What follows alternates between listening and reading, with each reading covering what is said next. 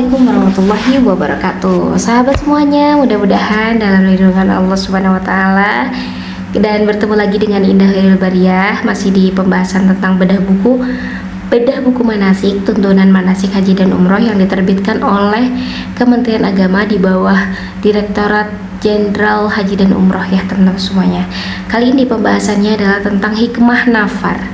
Jadi apa sih itu nafar, ya? Kita sudah pernah membahas di video sebelumnya. Teman-teman silahkan di scroll di playlist khusus tentang bimbingan haji dan umroh. Dan kali ini ya, kita akan membahas fokus di hikmah nafarnya itu sendiri. Nah, tentang bagaimana waktu, hukum, dan tata cara pelaksanaannya sudah kita bahas, dan silahkan teman-teman cek di video Indah, ya. Istilah nafar itu dapat diartikan dengan rombongan atau gelombang keberangkatan jamaah haji yang meninggalkan Mina. Jadi setelah wukuf di Arafah, kemudian mabit di Muzdalifah dan mabit di Mina, ya. Di sini dikatakan ada rombongan dan ada gelombang keberangkatan jamaah haji yang meninggalkan Mina. Jadi nafar itu terbagi kepada dua, teman-teman semuanya. Ada nafar awal dan ada nafar sani. Kenapa disebut dengan nafar awal? Karena jamaah haji menyelesaikan semua kewajiban haji itu, ya, mereka sudah selesai di Mina sampai lempar jumroh juga tadi, sampai hari kedua tasyrik atau sesuai dengan tanggal 12 Zulhijjah. Maka itulah disebut dengan nafar awal. Dan kenapa disebut dengan nafar sani? Karena jemaah haji bermalam lagi di Mina dan melontar jumroh esok harinya pada tanggal 13 Zulhijjah, ya, kemudian meninggalkan Mina. Nah, penetapan nafar seperti itu sebetulnya didasarkan atas firman Allah Subhanahu wa taala dan amalan Rasulullah Shallallahu alaihi wasallam yang memberikan alternatif kepada kita, ya, kepada para jamaah haji berdasarkan kepentingan masing-masing.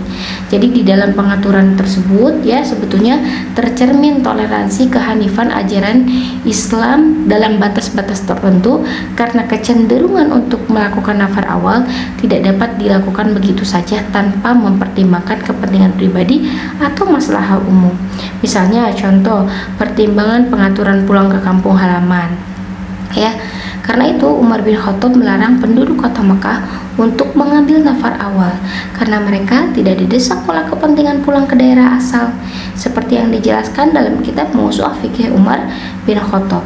Nah, sedangkan imam lainnya membolehkan siapa saja mengambil nafar awal tanpa dosa, tetapi kehilangan keutamaan, ya.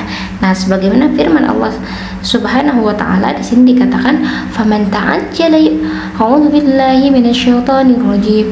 Faman ta'ajjala fi yawmayn fala itsma 'alaihi wa man ta'akhkhara fala itsma 'alaihi liman ittaqa wattaqullaha wa'lamu annakum ilaihi tuhsyarun."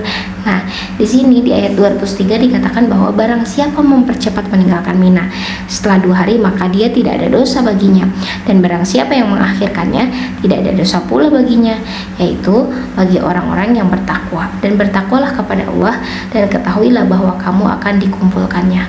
Boleh ngambil nafar awal, boleh ngambil nafar nasani, tapi diperhatikan ada fadilah-fadilah dan keutamaannya seperti itu. Apa yang kenapa harus dibagi kepada 2 nafar gitu, ya? Karena memang ada hikmahnya tadi di atas. Barangkali ada yang mau pulang kampung lebih dahulu, tentang pengaturan kepulangan dan sebagainya, karena kan padat, ya, seluruh dunia gitu kan umat muslim yang melakukan ibadah haji di tahun tersebut, seperti itu.